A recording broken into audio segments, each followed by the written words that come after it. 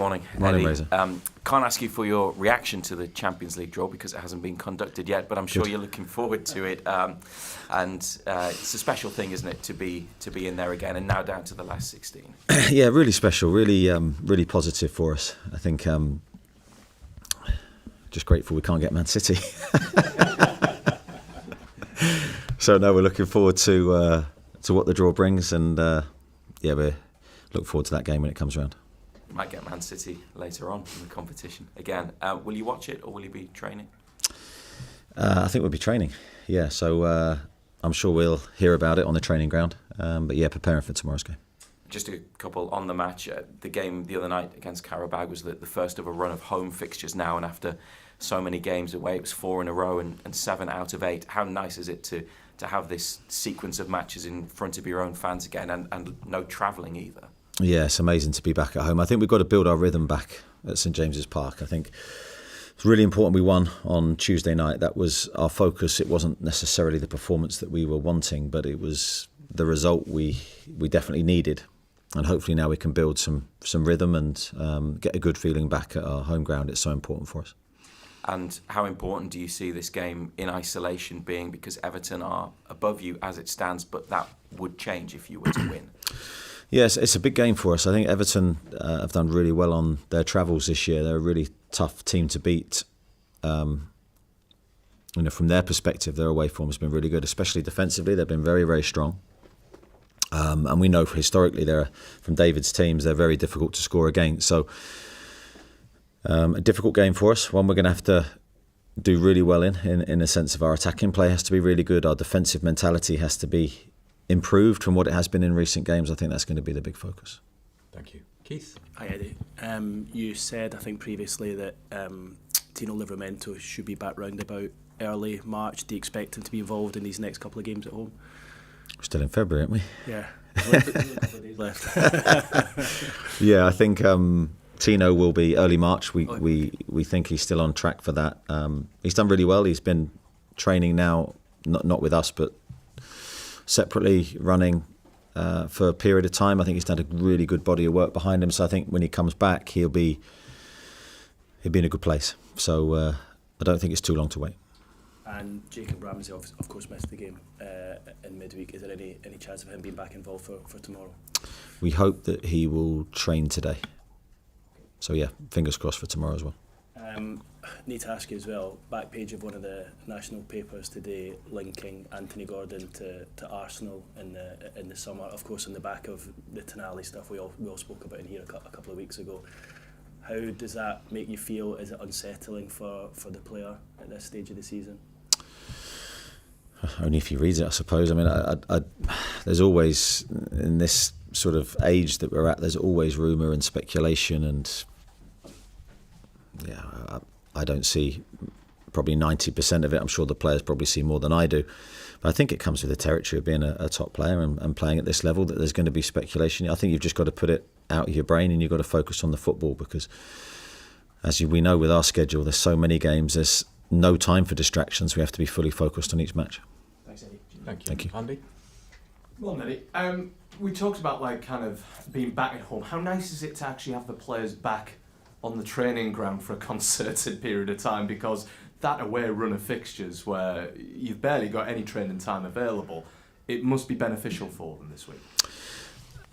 Yes, but yeah, we haven't done a huge amount of training, to be honest. I think the squad is small at the moment, so if you look at our bench on Tuesday, we try to sort of share minutes around. So with that in mind, the training the last couple of days has been really minimal. Hopefully we'll have a good day's training today, and then we're ready to play our next game.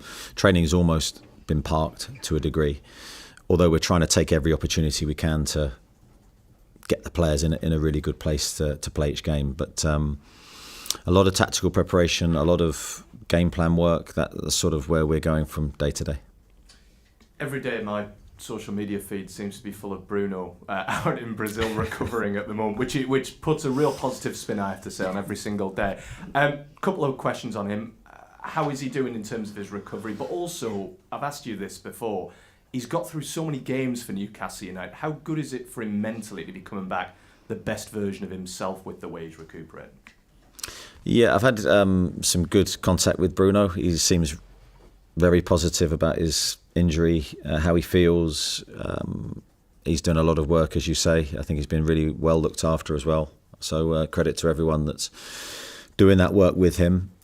We hope that he can come back and really give us a push towards the back end of the season. He's such an inspirational figure for us. That could be a huge boost for us. But we have to treat his injury carefully. I think it's a serious enough one for us to know that with any muscle problem, especially the hamstring, you've got to be really careful. So I think the better he looks after himself now, the more we're going to be rewarded later in the season. Just finally, 4 wins in 5 now. How impressed have you been with the mentality of the squad to bounce back? I know all of the talk was about the chat amongst the leadership group to the rest of the squad and everything after that difficult period. But how good has the mentality been in the last couple of weeks to bounce back like this? Really good. I've seen a good response from everybody. The squad's come together. I think we've become closer and tighter. There's a really good feeling between the players. Sometimes that comes with a small squad, and we certainly are sort of small in numbers at the moment, but the feeling is really high. And I think the most important thing for us now is to look forward. I think I've laughed with you guys here about January being a pivotal month, then February, and now we're probably looking at March being that month. So the games get bigger, but we're excited by what's ahead. Thank you. Nisha? Morning, Eddie. Morning. How's Louis Miley getting on, and is it still looking at March for him? Yeah, it's we've just been advised with Louis to be really careful with this injury. It was a dead leg, so a knock, which usually with a knock of that type, it's maybe a couple of days in your back, but there was a little bit of muscle disruption. He's had a couple of injections. I think he's got one more to come, so I think we're looking at, I think I've been saying a couple of weeks for a while, but I think we're looking at a couple of weeks with Louis, because I think if we don't get the management of this injury right, it could rule him out for the season. So I think we're being careful to hopefully get him back in a good place. And how's he kind of dealt with that? Because earlier in the season, moving to left back, to right back, doing a really good job and getting his minutes. How has he reacted to this setback? Typical Louis. Like not a massive amount of emotion, but that's a strength. He goes about his work in a really good way. I'm sure behind the scenes he's disappointed because he was in such a good place. He was playing really well at whatever position we asked him to play, and he was integral to what we were doing. And he also gave us a lot more choice and options to play different ways. So it's been a huge miss, and we're desperate to get him back. But we have to respect the injury timescale given. And just finally, I know we talk about the succession of pivotal months, but with this run of home games, hopefully form coming, is Champions League still a possibility, qualification top 5, or is that maybe a bit too far now? I think anything's possible. But we need to go on a great run of wins, and I think that's what we've been looking for all season in the Premier League, and we haven't been able to put that together. So I think with the other great distractions we've got going on in our season, nothing should get in the way of our Premier League focus. So I think starting tomorrow, we need to be really focused on giving our best efforts and trying to win as many games as possible. Thank you. What's it, Damien, George and Charlie, please? Damien? Morning, Eddie. Morning. Just going back to Anthony, how do you prevent this speculation developing into the kind of saga that you had with Alex Isak last season? Yeah, I'm not sure there's a lot I can do about that. I think I've not seen the story, so it's news to me, but we're mid-season. We're in the middle of some of the biggest games of his career. And who knows what's going to happen internationally with him in the summer as well. So he's got no time to look left or right. It's got to be fully focused on straight ahead and the next game and trying to be as good as he can be. I've been really impressed with him the last few weeks. I think he's been in a good place, playing in a central position. I think he's done really well, and we want him to continue that good form. Just to flag as well, Anthony was asked a question on that and did respond to it literally a week ago, so if you want to refer to those quotes. George? What did he say? Your quotes are out there, I think they were published.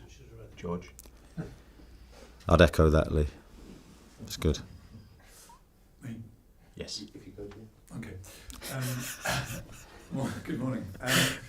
Kieran made his 150th appearance for the club the other night. He's also played 11 of the last 12 games in all competitions. I know he prides himself on his professionalism and fitness, but that's quite some workload for a 35-year-old. Can you pay tribute, please, to his ongoing influence on the pitch, in the dressing room, and what he still brings to the team?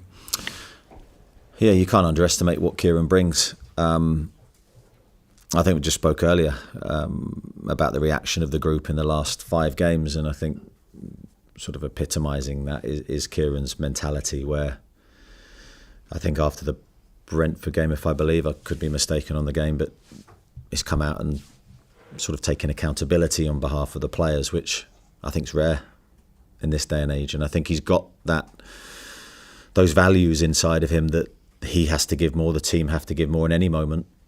But that filters through the group, and that leadership is almost a dying art in the modern game. So I pay tribute to his leadership all through his time here. He's been a really positive force for the team, for evolving, improving, and in good and bad moments being consistent. He's had a big workload in recent weeks. We've been well aware of that. We've tried to manage his minutes when we can in games, but also he's very much of the mindset that he wants the rhythm of the games. So he enjoys the games, he wants to play, and he feels he's better when he is regularly playing. So in some senses we've tried to give him that as well. But he's still an outstanding player.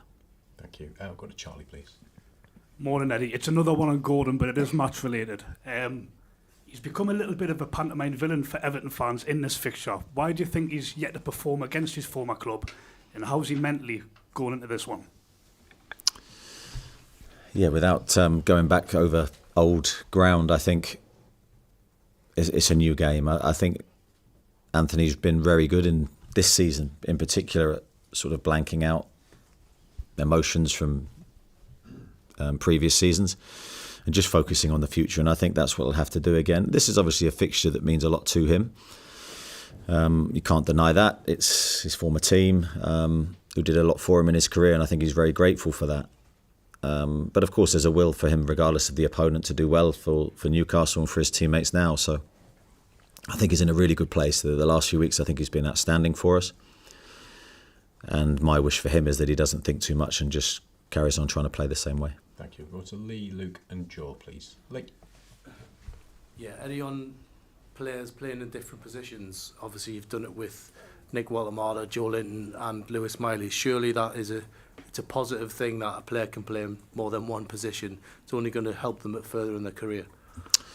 From the player's perspective, you mean? Yeah, I think it's a great thing for everybody. For us, of course, if you've got versatile players, it gives you a lot more choice and options on how to play, especially in the midst of a situation where we've got a few injuries within the squad. It's almost imperative that we have that. From the players' perspective, I think it's great for their learning, and it's potentially great for their careers. You've seen with Joe Linton in particular, change in position has transformed his career. And it's been a real positive for him. That won't always be the case with every player. And players will always have their preference on where they play. But I think we've got some great lads who are willing to play anywhere. And I think it's been beneficial for all sides at the moment. And we'll continue just to try and do what's best for the team and try and get results. Thank you. Luke. Does it ever feel that people are deliberately trying to destabilise your players? 'Cause I think in the last few months we've had Livramento. I mean, my colleagues might be able to help me with the list, but Tonali, Chow, Voltamada going back to Germany, Anthony Gordon. There does seem to be a lot of speculation around your players. Why do you think that is? Is that the end? That's the end. I don't, you tell me. I mean, do you? Because it's To be a your. constant. It seems that Newcastle players seem to be fair game for transfer speculation, and is that a hangover from the Isak saga last summer? Do people think you're now a selling club? Why does it seem to be that your players are linked so often with moves? Well, I was hoping that you'd answer it, because it's your sort of industry that's creating those stories, and for me, it's, as I said, I am slightly secluded from it to a degree. If you don't read it, you don't know who's being linked with who. Isn't it not just part of modern day football that everyone's linked with moves these days, and not just Newcastle players, but a lot of other clubs potentially have the same issues? I don't know. I think it's irrelevant, really. I think it's how the players take to that. If the players absorb it and it affects them, then of course that's a negative. But I think they will become robust enough to ignore it and concentrate on playing. And I think these things only come into focus really when windows are open, or that's what, for me, when the players should be, if at all, thinking about their futures. Because in the meantime, everything they do in between affects their future, and all they can do is play at their best level, and that's what I'd encourage them to do. Thank you. Go to Joe, Craig and Kieran, please. Joe? Hi, Eddie. A couple of years ago, Lewis Miley was thrust into the team because of injuries. You've now got a couple of players on the bench like Sean Neve and Leo Shahar. What do they have to do where, touch wood, there's not a similar injury crisis? What do they have to do to force themselves into the first team and be regular players for you? Well, they've got a long journey ahead of them. I think I've said many times in this seat, the hardest transition is to go from academy player into the first team. It is such a difficult jump and such a big jump for all of the young lads to take. They have to work at their games. They have to improve in every moment. They can't waste a day. Sometimes that's difficult to do because there'll be very small groups training, as there has been this season. There haven't been 20 players training regularly for them to probably fully immerse themselves into that world of development through their training. It's been more individual based in smaller groups, and that places even more emphasis on their learning coming from themselves with our support. So they've got a big journey ahead of them. I think what we've tried to do is help them play as many games as they can. So when we have been able to release them to play 23s games, even at the cost of being on our bench, we think that's been really important because they need to play, and if they don't play, they won't get better. So we've tried to facilitate that so they're still getting the game time that they need. Thank you. Craig? Morning, Eddie. Morning. We've spoken a lot about Nick this week in terms of the isolation of now and where it's best for him and the team to play. But looking longer term, if in theory you did have that extended run of training time with him, what would your focus be? Would it be to make him a midfielder, a number 10, a number 9? Where do you see him longer term, sort of moving the conversation on from what we've spoken about this week? I think the focus longer term would be on, of course, his development and transitioning into the Premier League, because I still feel there's a physical adaptation that's taking place. So we would, if we had free training weeks, we'd be really pushing him physically and in the intensity of his actions. The Premier League is the quickest league in the world statistically by some distance. So I think everything then in your training has to mirror that. So I still feel there's a lot of growth in him that we haven't been able to unlock. In terms of his sort of playing style, I don't think we'd be changing that at all. We love his style. I mean, if you look what the move he did for Jacob Murphy's chance on Tuesday was outstanding. I think only Nick could deliver that. He's put through Murph one-on-one, and that's sort of typifies his best work comes from in between the lines, in between the opponent's midfield and back four. So whether he's playing as a 9, that would be the same. Whether he's playing as a 10/8, that would be the same. So it would be a continuation of that work. Kieran? And just on the academy you mentioned earlier, how much progress and change have you seen since you came in, and how integral is it moving forward to, I suppose, be so joined up? Seen a lot of change. I think, obviously I'm not party to that work every day. We're very much submersed in what we're doing here, but look at the facilities. For one, the facilities are dramatically improved, and my visits to the academy now, it's unrecognisable from the building that we first saw. So that in itself will of course help the players, and they're being now looked after, I think, much better than they were in terms of all of the off-field things and psychology, and there's an array of things now that have been improved. Of course, they've had different managers there with the 23s, which has been a sort of a little bit stop-start for them, but hopefully we can get some continuity for them in that sense. We need to expose them to the best coaching possible, because for me, I'm a big believer in the development through coaching. And then, of course, they need opportunity ultimately. But from my side, I can only give opportunities to players that I think are good enough, and it's raising the level of player is, of course, a long-term project there. Tom? Hi, Eddie. Given Kieran's continued importance, would your preference be to keep him beyond this season? I think his long-term future will be something, again, that we discuss. I've said this before, but it won't be sort of one way. It'll be with Kieran. Kieran's vastly experienced. He knows what he wants as well. So we'll sit together and we'll try and come to the right conclusion for everybody. you. Gary, to finish, please. Morning, Eddie. Just looking an hour or two in the future, obviously with the draw. What challenge would Chelsea bring? 3 games in a week if you draw them, or on the other hand, obviously Barcelona, potential trip to the Nou Camp. Is that stuff what dreams are made of, isn't it, really? Yeah, we're well aware of the Chelsea sort of strange occurrence, really. I mean, it's you could play them 3 times in a week, but I don't know. We had a great game against them here, St James's Park. We were disappointed not to win that game. I thought we were outstanding. So I really respect them, and of course they've got a new manager since that game, so a bit of change that we'd have to sort of prepare for. The Barcelona game at home, very similar. I thought we deserved more from the game. I thought we played very well. That would be a great tie too. So I think we're in a great position where whoever we get is sort of mouth-watering for us and a great thing to look forward to. Okay, thanks everyone. See you tomorrow. Thank you.